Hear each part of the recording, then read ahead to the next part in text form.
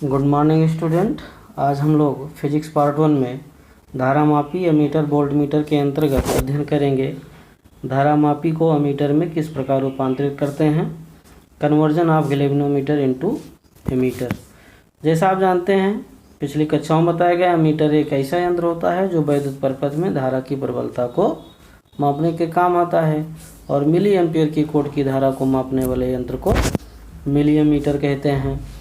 चलिए देखते हैं किस प्रकार कन्वर्जिंग करते हैं धारामापी को मीटर में। इसके लिए फिगर दिखाया गया है। इसमें एक प्रतिरोध परिपथ बनाया गया है जिसका प्रतिरोध R1 है और जिससे एक सेल जुड़ा है जिसका विद्युत वाहक बल E है, जिसमें एक एमीटर A जोड़ा गया है जिसका प्रतिरोध RA है। सपोज कीजिए सर्वप्रथम एमीटर को नहीं जोड़ा गया है। जब एमीटर को नहीं जोड़ा जाता है तो परिपथ में धारा कितना हो जाएगा, I बराबर E/R1। I बराबर V/R जानते हैं ना, तो I बराबर E/R1 हो जाएगा। तो वही लिखा है कि चित्र में दिखाए गए परिपथ में प्रयुक्त सेल का विद्युत वाहक बल E है, अतः एमीटर को जोड़ने से पहले परिपथ में धारा I बराबर E/R1 हो जाएगा।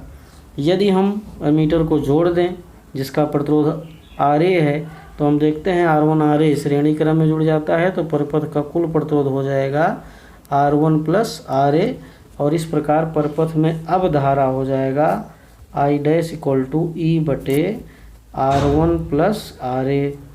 और अब देखते हैं धारा के मान में कितनी त्रुटि हुई। आगे लिखा है एमीटर को परिपथ में श्रेणी क्रम में जोड़ देने पर परिपथ का प्रतिरोध बढ़कर कितना हो जा रहा है, R1 प्लस RA, अतः धारा घटकर I डैश रह जाती है, तो I डैश बराबर E/R1 प्लस RA हो जाएगा। इस धारा के मान में त्रुटि कितनी होगी, I माइनस I डैश की, तो I माइनस I डैश निकालते हैं। I की वैल्यू है E/R1, I डैश की वैल्यू है E/R1 प्लस RA। सॉल्व करते हैं, E कॉमन ले लेंगे तो मिलेगा 1/R1 minus 1/R1 plus RA।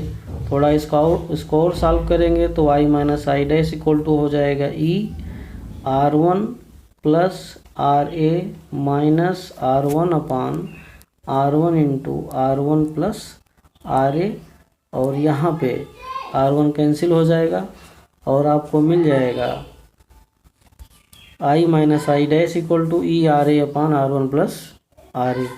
इस त्रुटि को दूर करने के लिए RA का मान शून्य होना चाहिए, जो कि पॉसिबल नहीं है।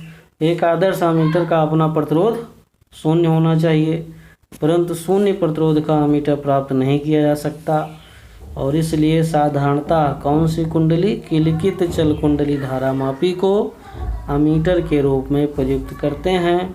कैसे प्रयुक्त करते हैं, इसके लिए इसकी कुंडली के समांतर क्रम में कुंडली के प्रतिरोध G की तुलना में एक छोटा सा प्रतिरोध S डाल देते हैं, जिसे शंट कहते हैं। तो चलिए देखिए परिपथ में दिखाया गया है I एम्पियर की धारा बह रही है, जिसमें गैल्वेनोमीटर से होकर बहने वाली धारा IG है, और जो शंट प्रतिरोध जोड़ा गया है उससे होकर गुजरने वाली धारा I माइनस IG है। तो इस प्रकार कुंडली में कुंडली का प्रतिरोध G तथा शंट का प्रतिरोध S है। माना धारा का IG भाग कहाँ से होकर गुजरता है, कुंडली के गैल्वेनोमीटर G से होकर, और शेष भाग I माइनस IG शंट से होकर गुजरता है। इस प्रकार G और S समांतर क्रम में जुड़े हैं, अतः इनके बीच विभवांतर का मान समान होगा, यानी शंट के बीच विभवांतर बराबर गैल्वेनोमीटर के बीच विभवांतर। गैल्वेनोमीटर में धारा IG है, प्रतिरोध G है, तो विभवांतर हो जाएगा IG गुणे G। इस प्रकार शंट में धारा I माइनस IG है और शंट का प्रतिरोध S है, और इस प्रकार हो जाएगा शंट का विभव I माइनस IG गुणे S। थोड़ा इसको और सॉल्व किया गया है, ये हमको मिल जाएगा IG गुणे G बराबर IS माइनस IG गुणे S। IG एक तरफ लेके कॉमन ले लीजिए और सॉल्व कर लेंगे तो हमको मिलेगा IG/I equal to S/G plus S। IG/I equal to S/G plus S, अर्थात धारामापी की कुंडली में कुल धारा का केवल S/S प्लस Gवां भाग प्रवाहित होगा। धन्यवाद। आगे हम आपको बताएंगे अगली क्लास में कि धारामापी को किस प्रकार वोल्टमीटर में रूपांतरित करते हैं। आगे हम लोग अगले क्लास में पढ़ेंगे।